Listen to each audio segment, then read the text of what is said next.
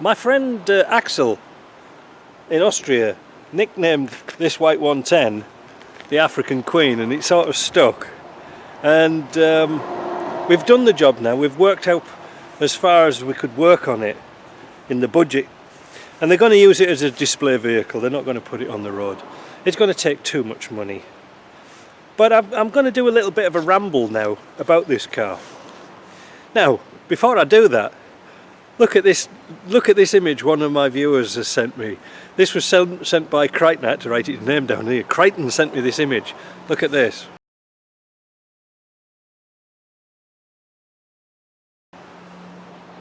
Isn't it great? So, when we first got this car, I first got this car, I thought it was a bit of a dog.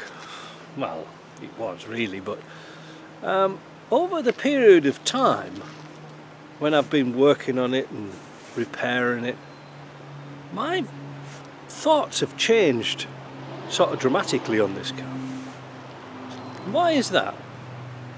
Well, I've got a great deal of respect for this car. Why? Because this car is still driving. Even though it's not legal to drive, it's still running. It's been through to hell and back in Ghana.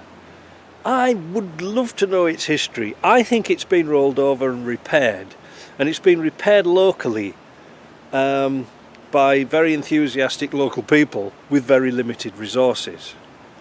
But it's still running. It's had its axles replaced by Discovery axles.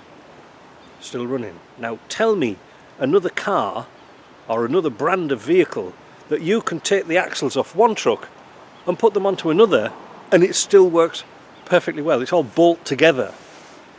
Nice. It's had another engine fitted, probably from a Discovery, I don't know.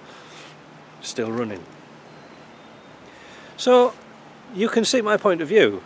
It's still here 25 years later, and it's still running after being through to Africa and back. That's testimony of what it said on the tin. It's a four-wheel drive.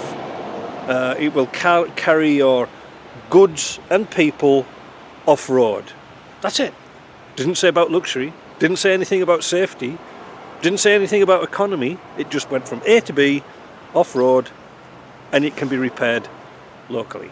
And that's it. That's really it. And from thinking about that, my respect grew for this car. Now, I won't be sad to see it go, but it was sort of a little bit of an honour to work on such a truck. Now, it does seem very, very strange coming from me, but, you know, I see Land Rovers all the time, different cars, and they're, you know, you get vehicles, well, we don't see them, I don't see them here, but you see these Cairn Land Rovers that'll never get the tyres dirty, and all quilted headliners and all the bells and whistles, you know, CD, Bluetooth. It doesn't need it. Put diesel in it, it'll go. You know, that's the point. And I have more respect for this than a Cairn Land Rover. It just looks like a dog's dinner. But then again, horses for courses. But and lots of people knock Land Rovers for being not very good and things like this, and people write to me and say, oh, you should have bought a Land Cruiser, oh, you should have bought a Nissan Patrol. This did what it was destined to do. So now it's come to Canada for its retirement, and it's going to do even more work promoting I think it's a Christian Children's Charity of Canada.